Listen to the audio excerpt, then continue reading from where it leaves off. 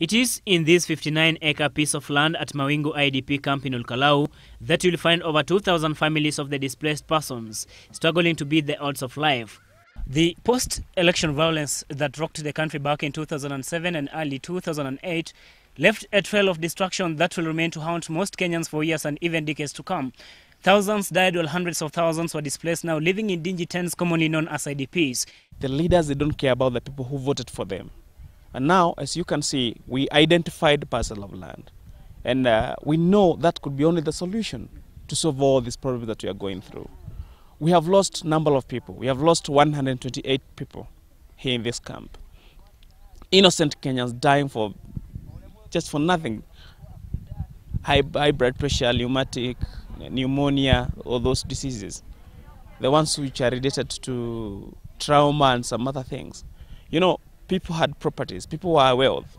We were not poor. We used to depend on our own. Now, we are dependent on the government, but the government is not taking care of it. It is not easy to take this pain where people lost their loved ones, some had their lives turned down, virtually every one of them had their homes destroyed and had to flee. Some are yet to return to what they will otherwise call home. Post-election violence affected us in a big way. This has made trauma, fear and anger not in people's mind. What is there is that when we left Nakuru Escatio ground, we came here to Mawingu. The big problem that the main problem that we have here is about sanitation, food, health, education. Don't forget that these people they don't have income.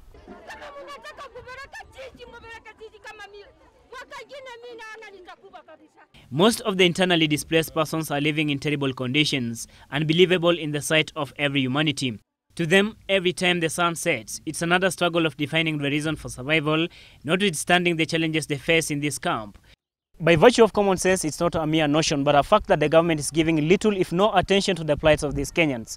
Since the government started resettling IDPs, the government have settled only 1,200 families out of 6,000 families for the last 3 years. So what I can say is that the government is doing absolutely nothing. Yeah. Some of the tents are torn and the IDP say that they have no hope that they will be moved out of the camp soon. Theirs is a life of misery and a bleak hope. Hapa tuna tabu sana. Maana hizi hema zimepasuka kabisa. Hata kama mvua ikinyesha, hata ikiwa ni kidogo namna gani, inaingia ndani. For their children, they have been forced to repeat classes because of lack of fees. That aside, their shortcomings in this place are beyond reproach. Serikali inaitiza 4,500 na wazazi wanapata shida kulipa maana hawana jambo lolote la kulipia. Kwa hivyo mostly our kids, they were sent back home. The ones who are in primary school, they were sent back home due to 140 shillings per kid. But to get that money is a challenge, is a problem. So our kids are not faring well. Our journey does not just stop at the IDP camp. We take a walk to the graveyard where the government set aside to bury the dead ones at the camp.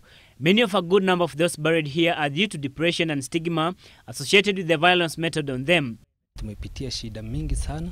Ukiangalia kama saa hii kwa hii makaburi tumesika watu zaidi ya 270 na imetugharimu mpaka hata sisi wenyewe tunaangalia mchanga mwenyewe ni mgumu, tunaanza kuweka masanduku karibu 3 kwa shimo moja. For those who are HIV positive, they too have a story. Tunatumia madawa ya hali ya juu sana. Na kulingana na daktari kulingana na vile anasema tutumie chakula mara 5. Na ukiangalia hii kambi, ile chakula inaingia hapa, inaingia kwa kambi mzima. Na chairman wetu analetewa chakula ya kambi mzima. Kwa hivyo inakuwa ngumu kusupply sisi kama vile tunajijua na kupata chakula kulingana na vile tunatakiwa. Sisi wenyewe hulala katika hema ambapo kuna baridi. Sana sana hapa kunaitwa Mawingu sababu ya mvua. Sisi wetu wenye wako na virusi tuko na shida.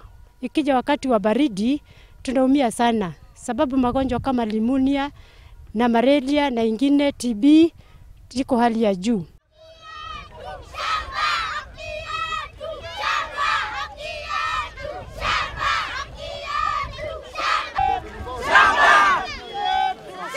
Having had enough, the IDPs took to the streets to protest against the government's approach to their ever-worsening plight. Topping the agenda is the money versus land, with the IDPs preferring land to money.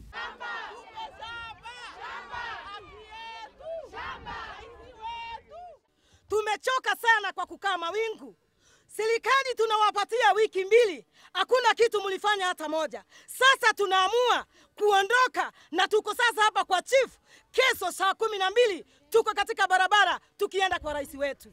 Miaka 4 tumekaa kwa baridi, kwa magonjwa, kwa shida yote, si chakula si nini. Hii pesa ambayo imesemekana shilingi 1500, 1500 itakuwa ya mtu binafsi, lakini haitakuwa ya familia. Lakini shamba itakuwa ya familia nzima. Sisi hatupingi mambo ya shamba. Sisi tunasema ya kwamba ni sisi tunaenda kuishi kwa hiyo shamba.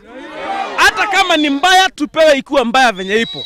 Hema zimeisha na tunataka kumkumbusha ya kwamba sababu jambo lile liko ndani ya moyo wake, tunamuomba ili litekelezwe baada ya wiki moja, sababu tulipeana wiki 2 na hakuna jambo limetendeka. The two are not comfortable with the food rations the government is sending to them. Having no other source of livelihood, they feel the rations are way too insufficient for them. Big challenge that we are facing mostly is about food. Is a big challenge because the food mostly that we receive is 800 bags of maize. That's per month. That's the food ration of 1 month. But when you look at that ration is very small. Watu ambao wako na virusi ambao wanatumia madawa wanatakiwa kula at least mara 5 kwa siku. Hapa shida ni chakula. Chakula kupata ni shida. The story of suffering is repeated all over the camp. It makes one wonder why a few people in the name of leaders continue to live in comfort and luxury life while these innocent Kenyans continue to live in a misery. Samuel Tarwish, GBS News.